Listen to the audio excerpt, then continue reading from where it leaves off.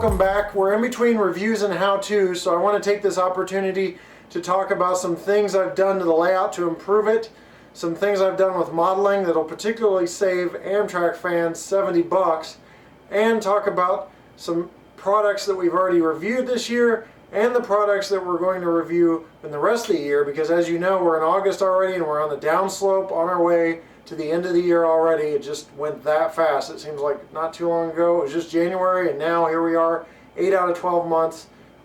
It's just crazy to think about. Anyway, let's get started by going over some of the models that we've already reviewed. Now I'm going to save a lot of time on this video just by going like this and showing you all the models that we reviewed. I'm not going to read them all off. I'm not going to go into detail. Just look at all those sound models.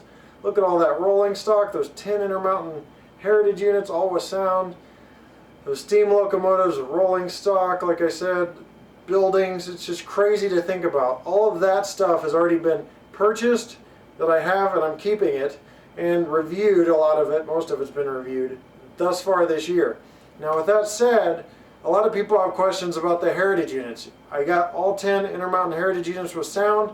I'm getting all 10 Athearn SD70 ACEs with sound in the Heritage units from the SD70 ACE fleet, and the 11th 30th anniversary unit. I'm keeping all 21 of those guys. A lot of people have asked me that. I'm keeping all 21. I'm going to wipe out my bottom display case, take out all the UP passenger stuff, and put in the 20 Heritage fleet locomotives, and the NS1030 I'll just have to hang out on my layout or something. But I'll also run them.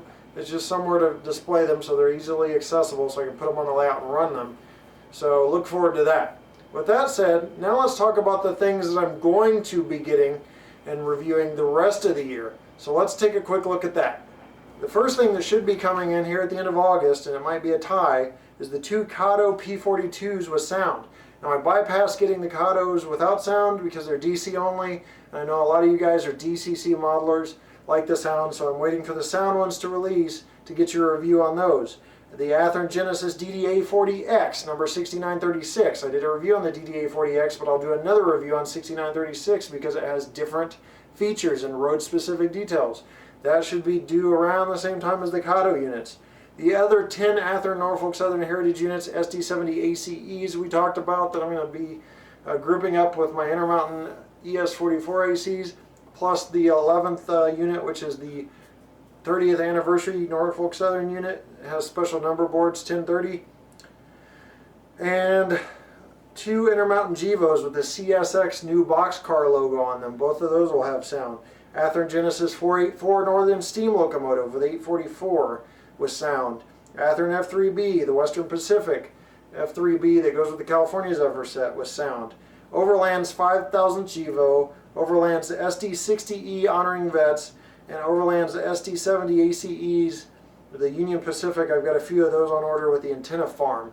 So all of those are going to be coming out. Now the Overland stuff, we're not sure when that's going to be releasing. It could be this year, it could be in the next year.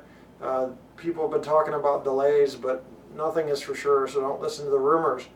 But anyway, that's the skinny on what's coming this fall. So man, overall, when we do the year in review, it's just going to be a massive, massive amount of models that we've covered on reviews, you know, a few how-tos in there, and some tips that I showed you, like the train show video on how to save money. Speaking of tips, I want to show you guys, especially the Amtrak fans, really listen close right now. Because, and I'm not hating on Amtrak at all, the Amtrak store, but there is a special Amtrak full dome car out there. It is numbered 10031. And that car is a special car. It's a Phase 3 car that Amtrak Retro did. Kind of heritage-y. I don't know if you want to call it a part of their heritage fleet or what. But basically the Amtrak store is selling these cars. And I went to check out because I was excited. You know, I've got the 3 Amtrak Heritage units. And I know Kato's doing them too, but I don't want the Kato ones. I'll get into that some other time. But the Amtrak store is releasing this full dome car, and I was all excited. I put it in the shopping cart, and I went to check out, and with tax and shipping, I was looking at $106. And I'm like, no. And you guys know I spend a lot of money on trains, but at some point you got to draw the line on too much. And for some of you Amtrak fans, maybe it's not too much. And I'm just saying, for me personally, that was too much. But then I got to looking in my inventory and I realized I've got a Phase 3 full dome from Walthers that looks just like this car. So I started looking. Sure enough, it's just like this car. It's just a little different, but with a Sharpie, believe it or not, and some decals, and I'm getting the decals here. I'm going to apply them and probably do a how-to decaling video later on. But with a Sharpie and some decals, this can be pretty much, with a couple little details, the Amtrak units that they want $106 for, and you only have to pay 30 something. So let's take a quick look at that, and then we'll move on from there. So right off the internet, this is Amtrak's Dome Lounge full dome car number 10031.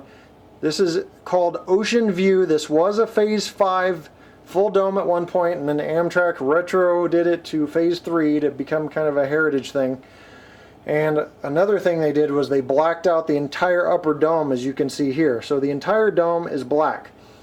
Well, with the model from Walthers, it's a Phase 3 model, and I can tell you the number, 932-6526. It's an Amtrak Phase 3 Bud Great Dome. The windows were clear, and the support beams in between all the windows were silver. So the only way to fix that is what? An airbrush with an air compressor with black spray paint, or black paint, or another option, which is a little unconventional, that I'll show you here in a second. So let's take a real close look at this. You can see it's got Ocean View written towards right between those two windows on the right below that, and then Dome Lounge is in between the white stripe on each end. And that's the same way on the flip side. The only difference is the other side has 5 windows. So now let's look at the model here. Now, what did I use to blacken out this top area? A Sharpie. Just a plain Sharpie. Now, it took a lot of work, and it is a little light in areas, but after it dries, I go over it again, and it's completely black. Now, with that said, Sharpies aren't perfect, and sometimes you make mistakes. Like when I was going down these support beams, I just go down and then whoop, black mark. What do you do then? Sharpie comes to town again with a silver tip Sharpie. This is a metallic silver Sharpie, and believe it or not, even looking at it in person, you probably can't tell that I made any mistakes going down, but there were some marks here, and I fixed it with silver and it blended in perfectly. Now, this Sharpie job was not all that I did. I actually took this car apart. It's very, very simple. You just take the wheels off, you take the screws off for all the couplers. There's like 3 on each side, the wheels, a couple other screws. This bottom panel drops off, another panel drops off, and you actually have to lift the sides up and off. And like I said, I'm not very skilled, and I could do it, so it's really not that hard.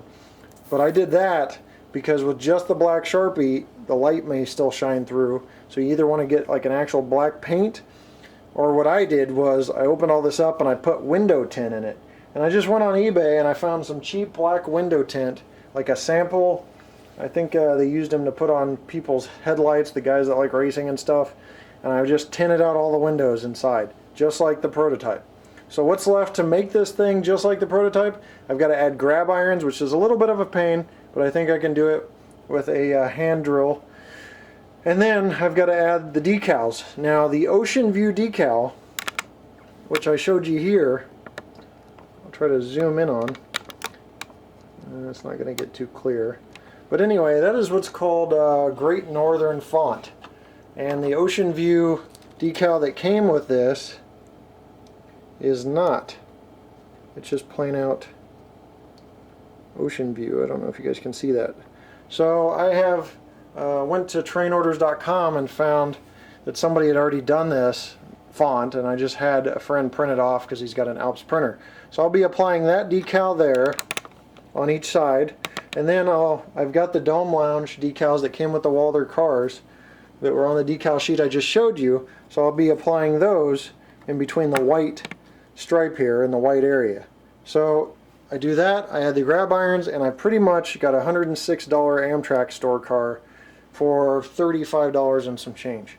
So really guys, I think MB Klein has these cars on sale if you want them, and a couple other places. Just Google the item number 932-6526 if you're interested in those. Alright, let's wrap this video up because I know you're starting to get bored if you're not an Amtrak fan at this point. Now let's cover what's been going on the layout, and it's pretty simple because it's not a whole lot. One thing you may or may not notice is there's increased lighting down here, and that's because there's now 600 watts of fluorescent lighting directly over this end of the layout. So that improves the lighting, improves my scene shooting and things like that. It makes a more prototypical look to some of the scenes I shoot, a better look. I think fluorescent lighting does the best job with these models and kind of makes them pop. Also, I've acquired a new piece of brass. I've now got the Union Pacific Joe Jordan after it's been custom decaled. This was a 3985 tender that was from the 90s that used to just say Union Pacific along the side real big. Now it says Union Pacific Joe Jordan, and it's not completely accurate to the current tenders on the excursions, but there's no tender that's 100% accurate. So this is as close as you're going to get. These are Overland Models tenders. They go on eBay for about 750 bucks. I found one for a little cheaper than that, so I snatched it up. Now I've got both the flag tender and this tender, so when the Challenger returns to service, and even though I've got the Athearn Challenger now, when it returns to service on my layout, I can accurately pull two tenders because that's what the Challenger pulls. Also, whenever the big boy gets spun up, I'm sure all you guys have heard UP is announcing they're bringing a big boy back, 4014. Then I will be able to pull two tenders, which I'm sure that thing's going to handle two tenders as well, depending on where it's going. Speaking of the big boy model, I want to warn you guys that are really excited about this to not really purchase the current scheme if you want an accurate prototypical big boy, because Union Pacific has plans to change it to an oil burner. So if you buy the 4014s that are out right now with the coal tender, you're going to want to switch that out to an oil tender. So I would just not even worry about it, because I bet you my bottom dollar that Athearn will release an accurate prototype model when 4014 gets close to returning or actually returns. So just hold your horses. I'm taking my time. I suggest you do too, because it'll save you some pain in the long run when you see that 4014 emerge from the shop for the first time running and it's got an oil tender and you're sitting with a coal tender on your model. If it's not a big deal to you, go get the 4014 now, but that's my suggestion. Alright, with that said, guys, that's about it for today. Not a whole lot else going on in the layout, just working on these models, trying to make them a little better, and getting the Norfolk and Western 611 set running, tweaking that, and that's about it. Thanks for watching, and we'll see you next time right here on my channel. Look forward to all those reviews we talked about at the beginning of the video, later on in the year. I appreciate each and every one of you guys. Take care. See you next time. Bye-bye.